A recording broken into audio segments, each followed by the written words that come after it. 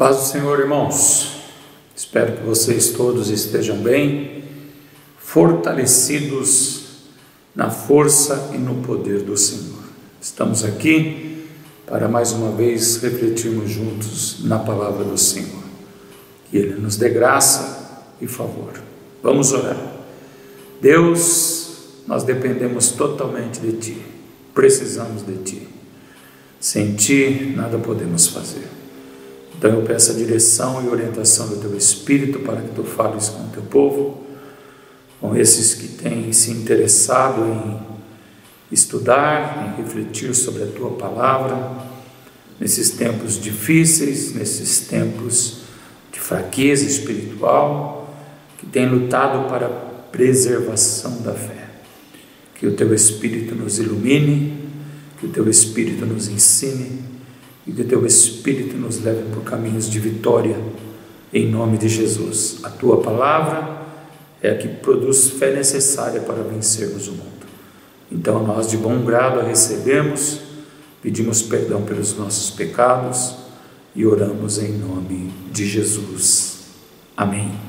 Glória a Deus. Hoje nós não vamos fazer a sequência do estudo das igrejas do Apocalipse lá da Ásia. Nós iremos falar sobre Sardes, a igreja em Sardes, vamos fazê-lo na semana que vem. Mas hoje eu queria falar com vocês, e peço para vocês abrirem aí no livro de Filipenses, no capítulo 3. Nós vamos falar sobre os inimigos da cruz de Cristo. Nós precisamos cada dia mais nos certificar quem são os apóstolos verdadeiros, quem são os pastores que amam a Deus, quem são os mestres de hoje que realmente têm a mensagem impactante da cruz do Calvário. Nós precisamos discernir na igreja e fora da igreja os inimigos da cruz. Então nós vamos ler em Filipenses capítulo 3, versículo 17 e versículo 18, diz assim: sede também meus imitadores, irmão, e tende cuidado, segundo o exemplo que tendes em nós, pelos que assim andam, porque muitos há, dos quais muitas vezes vos disse, e agora também digo chorando, que são inimigos da cruz de Cristo. O versículo 19 diz: o fim deles é a perdição, o Deus deles é o ventre, a glória deles é para a confusão deles mesmos, que só pensam nas coisas terrenas. Mas a nossa cidade está no céu, onde também esperamos o Salvador, o Senhor Jesus Cristo. Eu avancei um pouquinho mais para dar uma amplitude no nosso pensamento, tá? Eu gostaria de iniciar esse estudo, essa reflexão bíblica, citando um teólogo muito famoso, John Stott. John Stott, ele escreveu um livro, dentre vários que ele escreveu, intitulado A Cruz de Cristo. Se você um dia puder ler esse livro, ele fala bem a sua alma. Mas ele faz algumas ponderações sobre quais são os resultados da morte de Cristo na cruz. Resultados que você já sabe, que você já ouviu, mas dentre eles, todos importantíssimos, tem um que salta ao nosso coração. O primeiro que ele diz sobre o resultado da morte de Cristo na cruz do Calvário é que nossos pecados foram perdoados. Isso é fantástico, não é? Isso é fantástico, irmãos. Pecados perdoados. O Deus Santo que se entregou por pecadores e morreu por pecadores para cancelar toda a dívida, todo o pecado que havia contra nós. O segundo ponto que ele diz sobre os resultados da morte de Cristo na cruz é que nós fomos resgatados. Houve um resgate. Então, mais apropriadamente, nós podemos falar de libertação através de preço, né? Cancelando então esta dívida que havia nos escritos de Deus contra nós. Não foi ouro, nem prata, nem pedras preciosas ou qualquer outra riqueza do mundo, mas Ele nos comprou com o seu próprio sangue. Então, a morte na cruz trouxe como prêmio para nós o resgate das nossas almas. Glória a Deus. O terceiro ponto que ele enfatiza no seu livro sobre esse resultado da morte de Cristo é que nós recebemos graça e paz, coisa que você já ouviu bastante também, que você sabe. Graça é um favor imerecido. Nós não merecíamos de maneira nenhuma, por tudo que somos e por tudo que fazemos, ou fazíamos, ou éramos, sermos conquistados com bom preço, ou perdoados nos nossos pecados. Então a morte de Cristo possibilitou esse resultado maravilhoso que é ser salvo pela graça, um favor imerecido. E paz. Já não somos mais inimigos de Deus, agora somos amigos. E a paz traz o pensamento de que houve reconciliação com Deus. Nós éramos afastados de Deus e através da cruz nos achegamos a Ele. Nós éramos inimigos e agora nós somos amigos. O próprio Cristo, se dirigindo aos discípulos, diz: já não vos chamo servo, mas vos chamo amigos. Tudo que ouvi de meu Pai eu vos dei a conhecer. Então, são resultados transcendentais, maravilhosos, que somente iluminada pelo Espírito Santo pode perscrutar, discernir e entender, né? O que é ter pecados perdoados, o que é ser resgatado com preço de sangue, o que é receber um favor imerecido e o que é estar reconciliado com Deus. São prêmios, dádivas do Deus Todo-Poderoso para conosco, pecadores. Quando eu digo no começo que há um resultado que salta aos nossos olhos, à nossa alma, é esse quarto que eu vou citar para vocês, que John Stott fala no seu livro, que ele diz que um dos resultados da morte de Cristo na cruz do Calvário é que Deus será glorificado eternamente. Você já parou para pensar o que é isso? Deus será glorificado eternamente por causa da cruz, por causa da morte de Cristo na cruz. Deus é glorificado pela sua própria existência.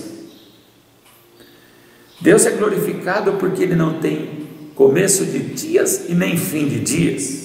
Ele é eterno. Deus é glorificado porque Ele é excelso.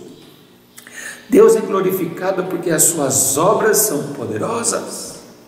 Deus é glorificado porque Ele é o Deus do impossível, o Deus provedor. Deus é glorificado pela sua criação, pelo universo criado, pelas estrelas, pelo sol, pela lua, pelos cometas que viajam nas galáxias. Deus é glorificado por muitas coisas e será sempre. Mas preste atenção, a morte na cruz do Calvário é o resultado. Desse resultado haverá glórias eternas a Deus. Quem glorificará a Deus eternamente? Os que foram salvos. Porque lá no céu a cruz estará estabelecida eternamente. As marcas de Cristo nas suas mãos, nos seus pés, no seu flanco, anunciarão todo o tempo que houve cruz, que houve morte, e que nós estaremos lá única e exclusivamente pelos méritos de Cristo Jesus, o Senhor. Então ele será eternamente glorificado. Toda a criação de Deus nos céus glorificará a Deus pela cruz de Cristo, ao ver esta grandeza do seu amor. Então veja bem, Ele perdoa os nossos pecados, Ele nos resgata com bom preço, Ele nos concede graça, reconciliação, e o seu nome será glorificado eternamente. Isso abala as estruturas de Satanás, isso abala as estruturas do inferno, porque o que Satanás sempre desejou é glória eterna, poder eterno. Tanto é que ele pensou que poderia ser maior do que Deus, e foi expulso dos céus, ele e quem acreditou nele. Então, quando Jesus começou o seu ministério, e depois de jejuar 40 dias e 40 noites, Satanás se aproximou com aquelas 3 tentações. Você se lembra? E você se lembra qual foi a última tentação de Satanás para com Cristo? Ele leva Jesus num alto monte e diz: olha, tudo isso que você está vendo é meu, e tudo isso que você está vendo será teu, se você se dobrar e me adorar. Olha só, a intenção de Satanás é adoração, é glorificação. E Jesus diz: está escrito, somente ao Senhor teu Deus adorarás, e somente a Ele prestarás culto. E então o diabo se retirou.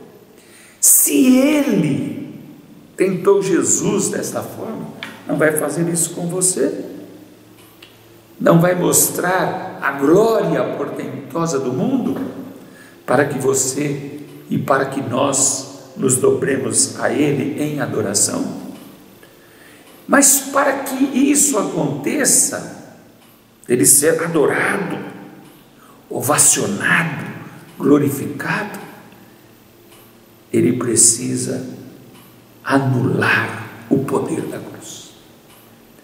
Ele precisa ser inimigo ferrenho da cruz de Cristo, porque a cruz salva pecadores, perdoa pecadores e leva pecadores a glorificar a Deus.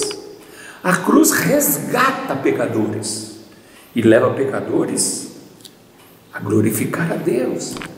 A cruz traz o favor imerecido para pecadores, reconcilia o pecador com Deus, para que ele glorifique a Deus eternamente. Então ele precisa cancelar, anular e ser inimigo odioso da cruz do Calvário. Ele precisa deter a pregação do Evangelho, ele precisa deter o avanço da igreja, ele precisa deter aqueles homens que se levantam para falar do amor de Deus. O mundo, irmãos, já no maligno, o mundo já é reduto de Satanás. Qual é o último reduto do diabo? É a igreja. E agora, em relação à igreja, ele vem matar, roubar e destruir. Então, dentro da igreja, precisa Satanás ter organizações de combate à cruz dentro da própria igreja, para que ele possa corromper de alguma forma a igreja e trazer no coração das pessoas uma frieza e uma indiferença muito grande ao que Cristo fez na cruz do Calvário. Mas ele conseguirá seu intento. Há uma promessa de Cristo para Pedro: tu és Simão Bar-Jonas, e a ti eu te digo, sobre esta pedra edificarei a minha igreja, e as portas do inferno não prevalecerão contra ela. A pedra é Cristo. A pedra é Cristo. Então nós estamos seguros nas mãos de Deus. A igreja está segura. O contexto aqui é: eu faço parte desta igreja que não anula a cruz de Cristo. Meu coração faz parte desta igreja que não é inimigo da cruz de Cristo. Então eu tenho que me voltar para esse texto aqui do apóstolo Paulo. Antes de apontar os inimigos da cruz, eu preciso ver os amigos da cruz. E Paulo é aquele que defende o Evangelho. Ele defende o Evangelho do Senhor Jesus Cristo, de tal forma que ele diz, defendendo o Evangelho de Cristo, o que ele prega: se mesmo um anjo do céu descer pregando a vós um outro evangelho que não seja esse que eu vos prego, seja anátema, seja excomungado. Então ele defende o Evangelho. De que forma? Pregando o Evangelho, anunciando a salvação dos pecadores, o perdão dos pecados, o resgate, anunciando a graça e anunciando a reconciliação, a paz com Deus. O Evangelho é o Evangelho da paz. Ele descreve essa verdade quando ele pede para que os crentes tomem a armadura de Deus, e ele fala do Evangelho da paz. De que forma? Ele contradiz os opositores, ele se levanta contra os opositores, independente se ele vai morrer ou não. Ele tem uma palavra dura contra os opositores, contra os inimigos da cruz. Então esse texto nos explica muito bem isso. Olha só o que Paulo diz: eu não me aborreço, no versículo 1 do capítulo 8, de escrever-vos as mesmas coisas, porque isso é segurança para vocês. Existem coisas, irmão, na igreja que precisam ser repetidas cotidianamente. Existem coisas, não tem problema repetir. Se nós repetíssemos cotidianamente: Jesus salva, Jesus salva, já seria uma grande pregação para o coração das pessoas. Mas ele diz aqui: guardai-vos dos cães, guardai-vos dos maus obreiros, guardai-vos da circuncisão. Guardai-vos daqueles que querem perverter a sua fé, guardai-vos daqueles que querem tirar o seu foco de Cristo, o seu foco da cruz de Cristo.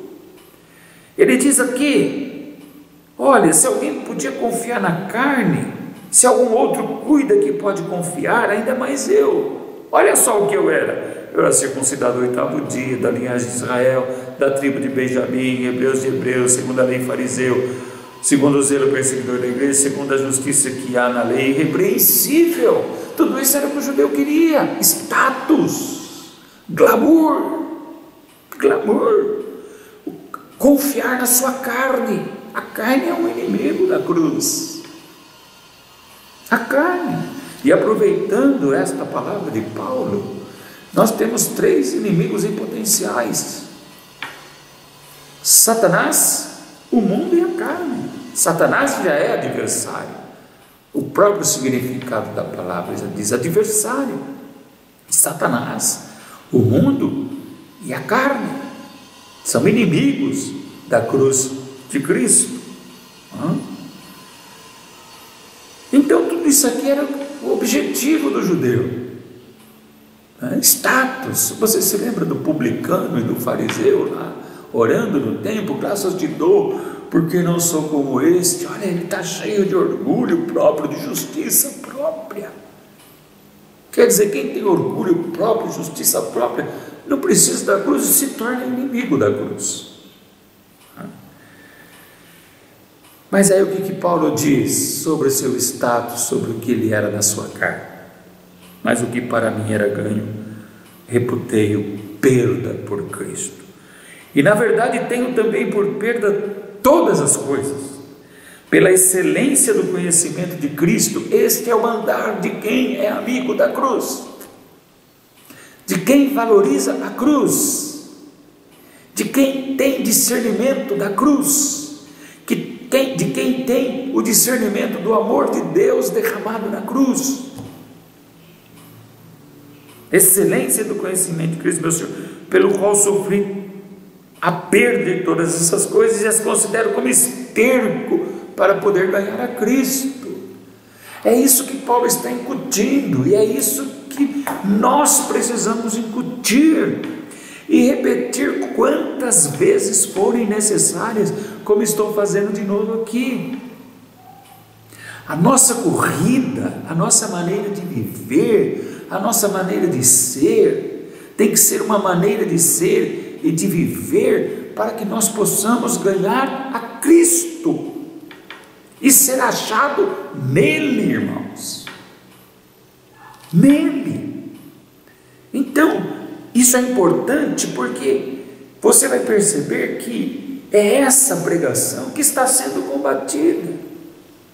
Os inimigos da cruz não querem que nós declaremos que a excelência da nossa própria vida, o clímax da nossa própria vida, é a excelência do conhecimento de Cristo. Nada há mais importante para nós, não é? Que como crentes em Cristo Jesus, eu preciso estar sendo achado nele. Eu não posso ter a minha justiça que vem da lei, mas a que vem pela fé em Cristo, a saber, a justiça que vem de Deus pela fé. E olha o que ele diz no versículo 10: para conhecê-lo e a virtude da sua ressurreição e a comunicação das suas aflições, sendo feito conforme a sua morte, para ver se de alguma maneira eu posso chegar à ressurreição dos mortos. A excelência do conhecimento de Cristo me faz caminhar de maneira diferente dos opositores, dos inimigos da cruz de Cristo. Eu vou ser achado em Cristo e vou caminhar de uma maneira tal para chegar à ressurreição dos mortos, para chegar lá no fim e me encontrar com Deus e poder ter a oportunidade, como diz John Stott, de glorificá-lo eternamente. Depois no versículo 12 ele diz: não que eu já tenha alcançado, que eu seja perfeito, mas eu prossigo para alcançar aquilo para o que fui também preso por Cristo Jesus. E no versículo 13 o pensamento é: esquecendo-me das coisas que atrás fico, avanço para as que estão diante de mim e prossigo para o alvo pelo prêmio da soberana vocação de Deus em Cristo Jesus, o Senhor. Então aqui ele está falando de um evangelho que muda, que transforma mente, coração, ações, vontades. O evangelho transformador de Cristo, que tem como base o perdão dos pecados, o resgate, a graça, a paz, é o evangelho que me impulsiona e que me vai fazer adorador eterno, aquele que glorificará a Deus eternamente, que não se dará aos enganos de Satanás, que não se dará aos enganos dos inimigos da cruz de Cristo. Então, diante desta mensagem, e aí que eu quero que vocês estejam atentos, paralelamente a muitas outras mensagens, produzida pelos cães, produzida pelos maus obreiros, produzida por aqueles que se dizem apóstolos e não são. No tempo de Paulo, eles já estavam dentro da igreja, querendo perturbar a mensagem da cruz. E paralelamente eles estavam ministrando inverdades. Há uma passagem no livro de Gálatas que Paulo fica assim, sobremaneira inconformado, a ponto de chamar os crentes da igreja da Galácia de insensatos. Ele diz: ó insensatos Gálatas, quem vos fascinou, que começando pelo Espírito agora acabais na carne. Os opositores de Cristo, eles são fascinantes no que eles dizem. Eles têm dialética, eles têm conhecimento da Bíblia, eles têm carisma, eles têm perfil de evangelista, eles têm perfil de pastores, eles têm perfil de homens de Deus, mas na verdade são cães e maus obreiros, e querem anular a cruz de Cristo, o poder da cruz de Cristo dentro dos nossos corações. Então nós podemos até nos recordar desse estudo que estamos fazendo aqui das igrejas na Ásia, porque você deve se lembrar que lá na igreja em Éfeso tinha, quando Jesus escreve através de João para a igreja, diz: eu tenho alguma coisa contra vocês, né? Vocês deixaram o primeiro amor. Mas antes disso ele fala que tinha alguns que seguiam a doutrina dos nicolaítas, que alguns tinham sido postos à prova e não foram achados apóstolos. Depois, quando ele escreve para a igreja em Pérgamo, ele fala assim: eu tenho contra vocês que tem alguns aí que seguem a doutrina de Balaão e que vão atrás também de Nicolau, mesmo nicolaíta de Éfeso. E quando ele escreve para a igreja em Tiatira, ele fala aí: vocês estão tolerando Jezabel.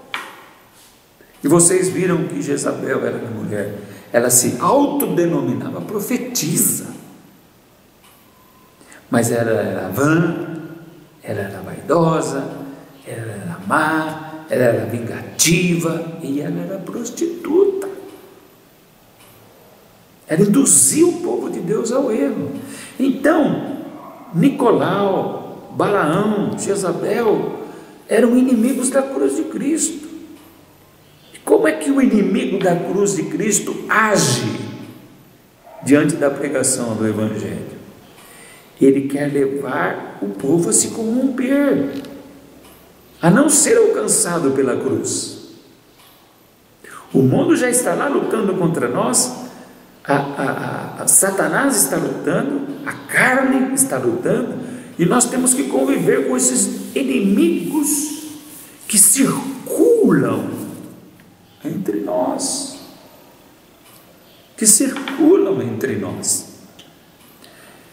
Então você vê, existe o frasco chamado Nicolau, existe um frasco chamado Balaão, e existe um frasco chamado Jezabel. Os frascos são diferentes, mas o conteúdo é o mesmo. E qual é o conteúdo desses inimigos da cruz de Cristo? Levar o povo de Deus à idolatria, levar o povo de Deus à sensualidade, sexualidade, a orgias, levar o povo de Deus a erros em relação à palavra, em relação ao conteúdo da palavra. Eles estão aí povoando as igrejas, sendo levantados por Satanás para combater a cruz de Cristo nos nossos corações. Se você parar para pensar, as mensagens à igreja na Ásia, elas não são mensagens para aquele tempo, são mensagens para hoje. Elas são extremamente atuais e serão atuais para o mundo novo que está por vir. O mundo novo que está por vir. Então, como é que se torna inimigo da cruz? Se torna inimigo da cruz se doando ao pecado, à idolatria. Não é verdade? Porque se a cruz nos resgata do pecado, nos perdoa os pecados, nos mostra uma graça de Deus, favor imerecido, nos reconcilia. Se o pecado foi, se a cruz veio para anular o poder do pecado e da morte, é o pecado que em contrapartida quer anular o poder da cruz em nós. Então, os inimigos da cruz de Cristo, eles têm a sua força no pecado, que gera a morte, que é o aguilhão da morte. E os inimigos da cruz de Cristo, eles abraçam qualquer tipo de pecado e ministram para vocês hoje o relativismo. Tudo se tornou relativo na igreja, tudo se tornou relativo. Eu me lembro de um exemplo, não é? Nem sei se deveria contar, mas eu vou contar, não vou citar nomes. Há algum tempo atrás, muito tempo atrás, um crente, no aniversário de 18 anos de alguém da sua família, que eu não me lembro quem era, chamou esse rapaz, sentou com ele, abriu uma cerveja para ele, pôs o copo para ele e falou: agora você pode tomar, porque agora você já é homem, você só precisa ter domínio sobre isso aqui. E o rapaz tomou o copo de cerveja. Tudo bem. Quem tem domínio sobre isso, irmãos? Quem tem domínio sobre isso? O que seria correto? Se ele quer apresentar a cerveja para a pessoa, do outro lado ele põe a Bíblia. Você tem 18 anos, aqui tem um copo de cerveja, e aqui tem a palavra de Deus. Isso aqui pode te levar à morte, mas isso aqui vai te conduzir sempre à vida. Não é que ele vai te levar à vida, você vai precisar escolher e fazer uma configuração, uma analogia do mundo e do reino de Deus. Nossos jovens estão precisando disso, nossas crianças estão precisando disso, porque diante deles, sabe o que vai sobrar? Os inimigos da cruz de Cristo, que vão incitá-los aos prazeres da carne, que vão incitá-los aos prazeres do mundo. Tantas coisas acontecem hoje na igreja, irmãos. Os jovens hoje, os adultos hoje, nós estamos como que perdendo o temor pela cruz, pela essa obra de redenção, e nós não podemos permitir isso nas nossas vidas. Nós temos que lutar, nós temos que lutar em oração, nós temos que pedir: Senhor, estou fraco, se o Senhor não me ajudar, eu vou perecer. Se o Senhor não me tomar na mão, eu vou morrer. Se o Senhor não caminhar comigo, o que será de mim? A minha fé é fraca, o meu ânimo é fraco, dobre. Nossos jovens precisam conhecer a verdade do Evangelho, viver a verdade do Evangelho, porque os inimigos da cruz estão em todos os lugares, dentro de todas as igrejas. Não existe nenhuma comunidade local que não tenha inimigos da cruz, irmãos. Eles não falam declaradamente. Não falam declaradamente. Vou lembrar de você um fato que Jezabel fazia lá na igreja de Pérgamo, de Tiatira. O que ela fazia? Tinha os sindicatos, lembra? E os sindicatos tinham as suas associações, e no fim do dia essas associações, eles tinham suas festas pagãs, com idolatrias aos seus deuses, com orgias sexuais, e o crente ia participar disso. Para ter o seu emprego assegurado, ele precisava participar, senão ele era mandado embora. O que Jezabel fazia?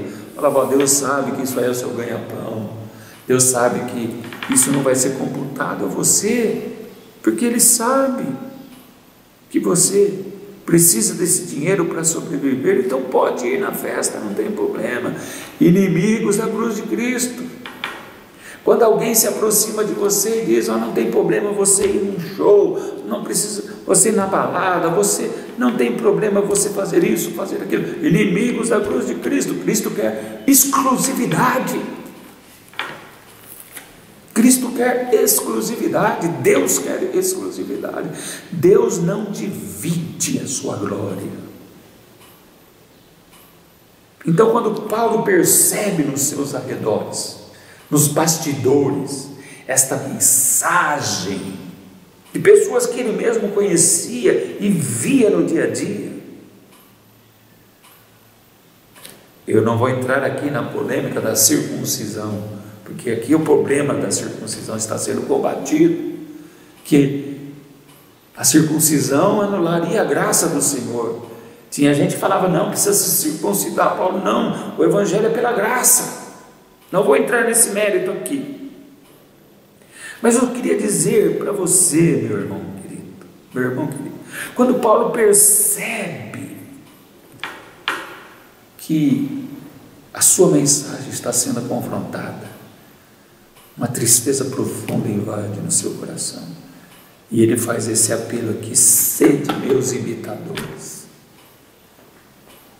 Em outro texto ele diz: sede meus imitadores como eu sou de Cristo. Me imitem porque eu imito a Cristo, não é porque eu sou bom. Sede meus imitadores e tende cuidado, segundo o exemplo que tendes em nós. Olhe para mim, porque eu sigo as pisadas de Cristo. Eu falo o que Cristo me manda falar. Aos Coríntios, Paulo diz: quando eu fui ter convosco, eu fui com fraqueza, temor e tremor, não com sublimidade de palavras, mas no poder do Espírito, para que a vossa fé não esteja apoiada em homens, mas em Deus. Então, sede meus imitadores, diz Paulo. Olhe para o que eu prego, olhe para os meus atos. Você precisa aprender a enxergar quem é de Deus. Você precisa aprender a enxergar quem é de Deus. Os nossos relacionamentos nos confundem. Preste atenção no que eu vou falar. Os nossos relacionamentos nos confundem. O gostar de determinadas pessoas nos confundem. Eu vou dar um exemplo bem prático para vocês. Vai ser muito difícil eu ver o meu pai ou a minha mãe sendo inimigo da cruz e não combatê-los porque é meu pai e minha mãe. Eu nunca vou querer admitir isso. Eu nunca vou querer admitir que um filho meu seja inimigo da cruz. E vou vou apadrinhar os seus atos. Eu nunca vou ter a força necessária, o vigor necessário para perceber que um irmão meu, uma irmã minha, é inimiga da cruz por causa dos seus atos, por causa das suas palavras. Os relacionamentos mais íntimos nos confundem, porque no rol de pessoas que estão diante de nós, nos relacionamentos íntimos, alguns são inimigos da cruz, irmãos. Mas por que faz parte do contexto familiar? Nós ficamos passando a mão, massageando e deixando-nos enganar. Então qual é o fundamento, qual é o parâmetro para eu discernir o inimigo da cruz? Está aqui a palavra. Como é que esta pessoa vê o Evangelho de Cristo? Como é que o fruto do Espírito caminha nessa pessoa e vive nessa pessoa? Quais são as verdades que esta pessoa defende, que esse irmão defende? Existem coisas que a gente precisa falar, irmãos. Existem coisas que a gente precisa observar. Nós vivemos tempos dentro da igreja que, dentro dos próprios ministérios, os liderados são mais assíduos do que os próprios líderes. Nas orações, nos estudos bíblicos, na adoração. É impressionante. Nós precisamos perceber e ver que bondade no coração de ser educado não significa propriamente que não seja inimigo da cruz. Eles nunca vão falar mal da cruz, mas eles vão enaltecer a vida secular. Olha só o que Paulo fala dos inimigos da cruz. O Deus deles é o ventre. Eles se fizeram deuses deles mesmos. Eles só obedecem às suas próprias verdades. Eles só caminham pelas suas próprias interpretações. Eles caminham conforme a onda que vai para lá e que vai para cá. Eles são deuses deles mesmos. Os inimigos da cruz não têm a Deus como Deus e não têm a Cristo como Salvador. A glória deles é para confusão deles mesmos. E olha só que interessante, os inimigos da cruz de Cristo só pensam nas coisas terrenas. Como eles são deuses de si mesmos, eles só pensam nas coisas terrenas, porque é isso que o nosso coração nos incita, a olhar as coisas terrenas. Quando nós somos deuses de nós mesmos, nós só olhamos para as coisas terrenas, porque quando Deus é o nosso Deus, nós olhamos para a cruz, e quando olhamos para a cruz, nós olhamos para a glória eterna. Nós vimos o que Deus fez por nós, e nós nos recolhemos deste mundo. A igreja é a igreja que foi tirada do mundo, chamados para fora. E o diabo povoou as igrejas com os inimigos da cruz. Deturpam uma palavra, fazem interpretações erradas da palavra, mudam o sentido dos textos, abraçam a causa LGBT, abraçam a causa de todos os estercos deste mundo, abraçam a causa do mundo. Oh Deus, Deus de graça e de poder, nos ajude. Este poder intenso dos inimigos de Deus, ele é tão ferrenho, dos inimigos da cruz, é tão odioso, para que os eleitos não fossem enganados. Deus abreviou o tempo. Deus abreviou o tempo. Então quero fazer um apelo a você. Saia da Babilônia, meu irmão. Saia da Babilônia. Pare de se entregar somente às coisas terrenas. Deixe de ser Deus da sua própria vida.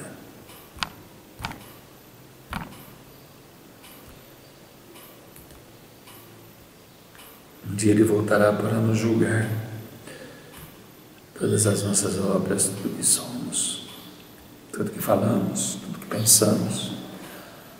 E esse julgamento terá como parâmetro a cruz de Cristo, terá como parâmetro Cristo.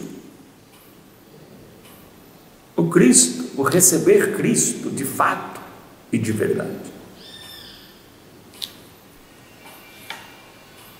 Os inimigos da cruz de Cristo pregam nos púlpitos, tocam nos louvores, ministram louvores, dirigem reuniões de oração.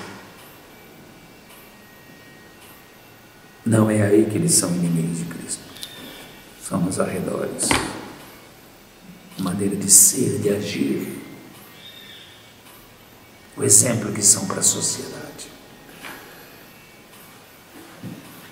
Os inimigos da cruz de Cristo não gostam de orar, não gostam de congregar, não gostam de estar juntos.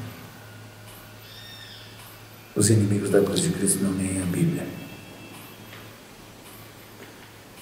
Os inimigos da cruz de Cristo são seus próprios corações, são seus deuses. Mas, para aqueles que amam a Cristo e que têm a Cristo como tesouro, sempre vão pensar desta maneira: tudo eu deixo, pela sublimidade do conhecimento de Cristo, para ser achado nele, para alcançar a ressurreição dos mortos. Prossigo para o alvo, pelo prêmio da soberana vocação de Deus. Tudo nesse mundo para mim é esterco, é lixo. Cristo é o ganho. Cristo é o lucro. Aleluia. Glória a Deus. Glória a Deus. Então que sejamos assim e tenhamos a convicção de que a nossa cidade está no céu, onde também esperamos o Salvador e Senhor Jesus Cristo. Eu preciso refletir. Embora seja membro de igreja, embora seja pastor,